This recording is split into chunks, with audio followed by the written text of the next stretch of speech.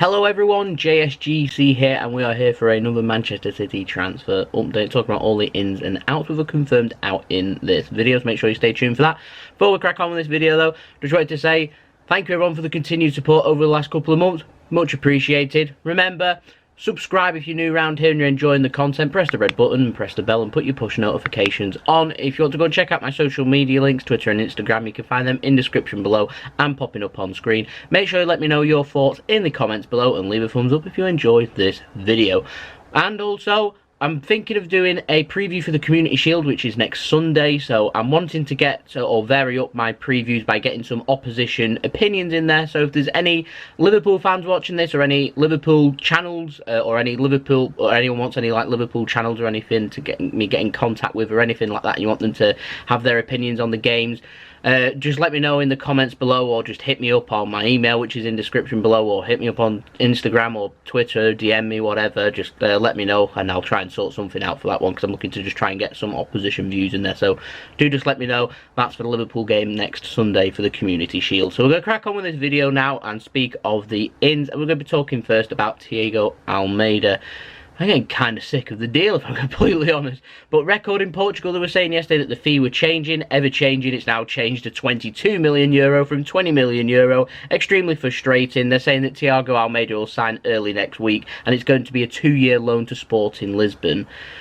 There's a release clause there, Manchester City. Just pay the release clause. You don't have to pay a goodwill gesture or paying more. I mean, face it, if he signs a new deal and you're not happy with the release clause, walk away from the deal. It's as simple as that. But apparently Sporting Lisbon, they're not going to be put under any pressure from Manchester City for playing time for Tiago Almeida over this 2-year loan. However, they see him as a first-team player, so he should get some minutes, of course, if he doesn't pick up any serious injuries. So I reckon it'll be a good move for him if he is utilised. So if it's a 2-year loan, you want it to be a good 2-year loan, and he's getting utilised for the 2 years. Last thing you want is for him to go out on a 2-year loan and hardly get played for the next 2 seasons, because we're spending a lot of money here for a player for Sporting Lisbon. So it'll be interesting here to see how this develops and see how this new partnership works. So interesting in that term, but I've been mentioning Tiago Almeida now for weeks.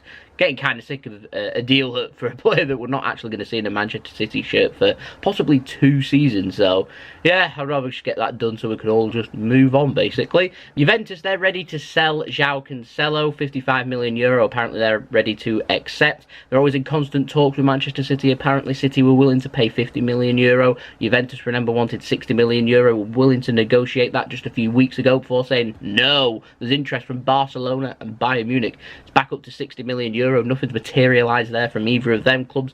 Always in contact with Manchester City, and now they're thinking €55 million.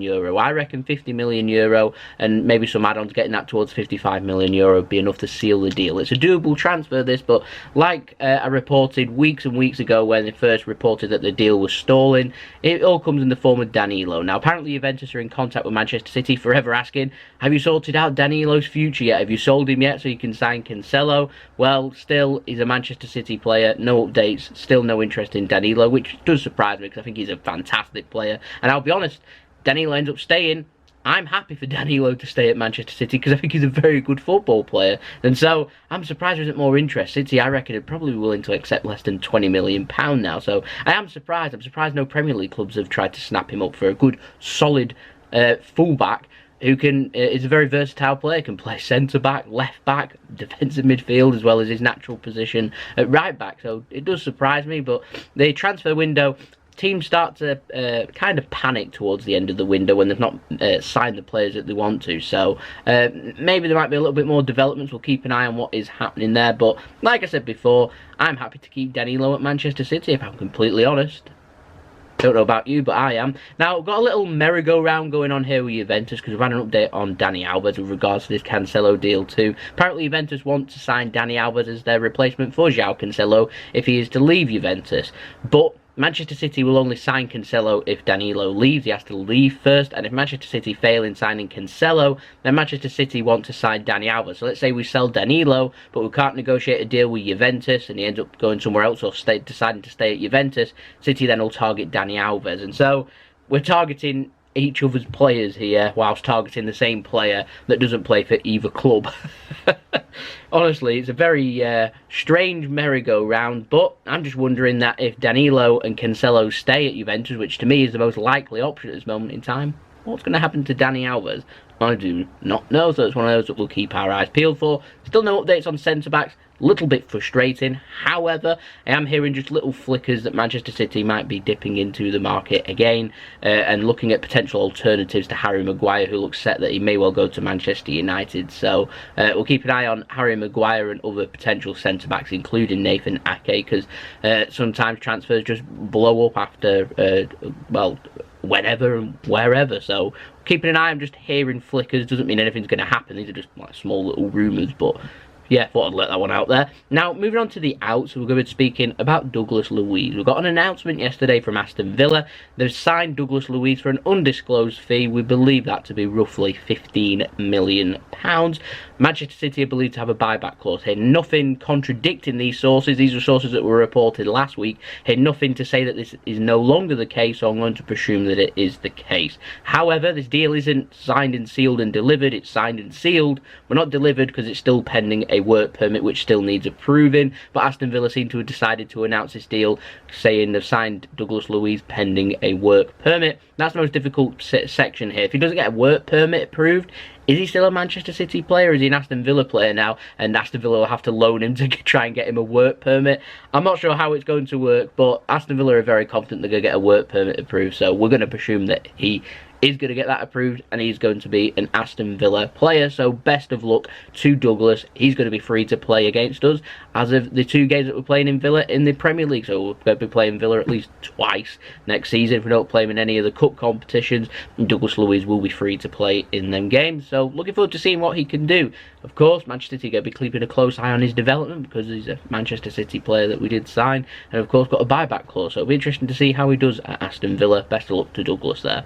Now, last story we've got is Leroy Sane. And then there was reports going around yesterday in Germany saying that Manchester City must sell Leroy Sane to keep financial fair play at bay, which isn't the case at all. That's fake news. That's been out there. Seen some people talking about it. That is not the case. Manchester City do not need to sell anybody to meet financial fair play. Now, Manchester City's net spend and tight control over the last 2 summer windows, this one and last summer where we signed Riyad Mahrez, we signed obviously Angelino, Rodri in this window. So Manchester City keeping a good tight control, not spending loads and loads, not spending £200+ million here, £200+ million there. We're not under pressure here to be able to have to sell players. And Manchester City, to be fair, have sold quite a few players over the last 2 or 3 windows anyway. We've made quite a bit of money, so financial fair play, absolutely no worry here. But if this was 2014, perhaps they might have a point. That's what City are currently under investigation for. That's just me having a little joke, by the way. Please don't take that too seriously. But yeah, Leroy Sane still not committed to Manchester City, still not committed to Bayern Munich. Who knows what the future holds? I have no idea. Like I said, this is the Tiago Almeida deal. They tire me out. They really do. Really, I'm sat here. I'm incredibly tired. Both of these deals, hoping that we might get linked with a couple of new players just to spice things up. Because yeah, one way or the other, I wish we'd just get a final decision. So, like I said, we can all move on with our lives. So there we go. That's been the video. I hope you enjoyed this video. If you did enjoy this video, make sure you leave a thumbs up so I know that you enjoyed this video. Make sure you subscribe if you're new around here and interested in daily Manchester City transfer updates throughout the rest of the summer transfer window. Make sure you press the red button and subscribe and press the bell. Put your push notifications on. That'll notify you when I upload, so you'll be kept in the loop immediately when I do upload. Don't forget to let me know your thoughts in the comments below. You can go check out my social media links, which you can find in description below and popping up on screen for my Twitter and Instagram. If you want to go follow me on there and keep up to date with everything happening with Manchester City and JSGC, that'd be much appreciated. And like I said before, any Liverpool channels out there, any Liverpool fan channels, anything based with Liverpool that's got some good opinions on Liverpool, if you want to feature in my video, just let me know and hit me up. Like I said, email in description below, Twitter, Instagram, just DM me or private message me or whatever, and we'll try and work something out. Yeah, that's pretty much it, and I'll see you all again for the next video. So it's been JSGC. Hope you all have a wonderful rest of your day. Peace. Ciao for now.